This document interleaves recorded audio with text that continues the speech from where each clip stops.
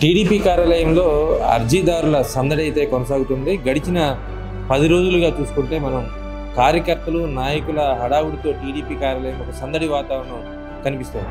దీనికి ప్రధాన కారణం ఏంటంటే ఇక్కడ ప్రజా దర్బార్ ప్రతినిత్యం తీసుకుంటున్నటువంటి పరిస్థితి.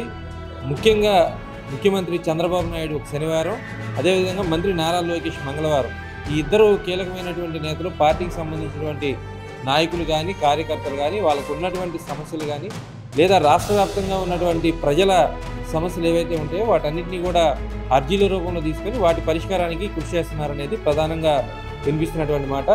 అందులో భాగంగా ఇతర కీలకమైనటువంటి మంత్రులు కూడా, అంటే ప్రతి ఒక్కరూ ఏదో ఒక రోజు పార్టీ కేంద్ర కార్యాలయంలో ఉండేలాగా, అది కీలకమైనటువంటి టీడీపీ జిల్లా అధ్యక్షుడు కావచ్చు, లేదంటే ఎమ్మెల్యేలు కావచ్చు, లేదా మంత్రులు స్థాయిలో ఉండేటువంటి వాళ్ళు కావచ్చు, ఆ మంత్రులు కూడా ఒక సీనియర్ నాయకుడితో కోఆర్డినేట్ చేసుకొని ప్రతినిత్యం కూడా ఒకళ్ళు పార్టీ కార్యాలయంలో ప్రజా దర్బార్ పేరుతో ప్రజల నుంచి అర్జీలు తీసుకునేటువంటి కార్యక్రమం మాత్రం నిరంతరంగా కొనసాగాలనేది పార్టీ తీసుకున్నటువంటి నిర్ణయం.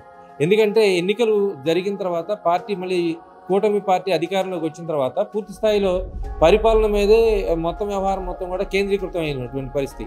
చంద్రబాబు కానీ, అదేవిధంగా లోకేష్ కానీ ఇతర దేశాల్లో పెట్టుబడులు, లేదా ఇక్కడ ఇతర దేశాల నుంచి ఇక్కడికి తీసుకొచ్చేటువంటి పెట్టుబడులు, ఇతరత్ర తీసుకోవాల్సినటువంటి నిర్మాణాలకు సంబంధించి వాటి కేటాయింపులు మొత్తం కూడా పూర్తి స్థాయిలో పరిపాలన మీదే దృష్టి కేంద్రీకరించిన నేపథ్యంలో కొన్ని నియోజకవర్గాల్లో ఎమ్మెల్యేల మీద అసహనం, లేదా అక్కడ పనులు జరగకపోవటం, ఇలాంటివన్నీ కూడా పార్టీ దృష్టికి రావటం, చంద్రబాబు దీని మీద ప్రత్యేక కసరత్తు చేసి ఖచ్చితంగా పార్టీ కార్యకర్తలకు కానీ, నాయకులకు కానీ, అదేవిధంగా ఎవరైతే ఓట్లు వేసి గెలిపించారో ఆ ప్రజలందరూ కూడా మేలు జరగాలి, మంచి జరగాలి, నాయకులందరూ కూడా ప్రజలకు అందుబాటులో ఉండాలి అనేటువంటి విషయాన్ని దిశానిర్దేశం చేశారు.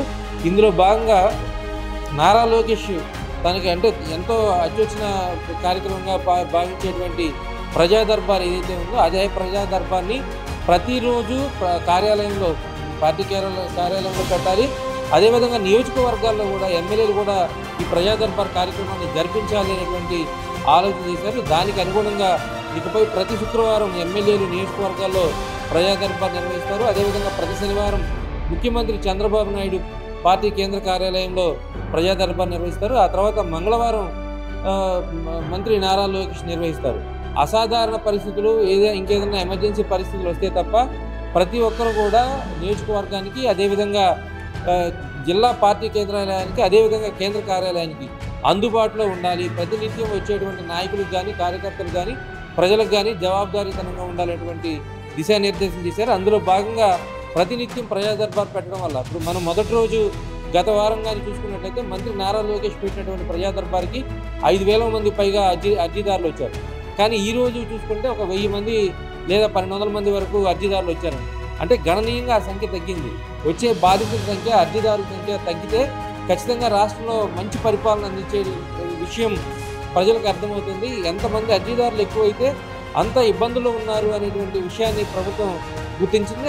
అదేవిధంగా దాన్ని టీడీపీకి సంబంధించినటువంటి నాయకులు కూడా దిశానిర్దేశం చేశారు. ఇకపై ప్రతి ఒక్కరు కూడా, ప్రతి కీలకమైన నాయకుడు, ప్రతి కీలకమైనటువంటి మంత్రి ప్రజా దర్బార్కి ప్రజలకు అందుబాటులో ఉండేలాగా ప్రయత్నం చేయాలనుకున్నారు. ఈ ప్రస్తుతం టీడీపీ చేస్తున్నటువంటి ఈ ప్రయోగం ఖచ్చితంగా రాబోయే రోజుల్లో మంచి ఫలితాలను ఇస్తుందనేది స్థానికంగా ఉన్నటువంటి నాయకులు కానీ, ఇక్కడ కీలకమైనటువంటి నాయకులు కానీ ఆశాభావం వ్యక్తం చేస్తున్నారు.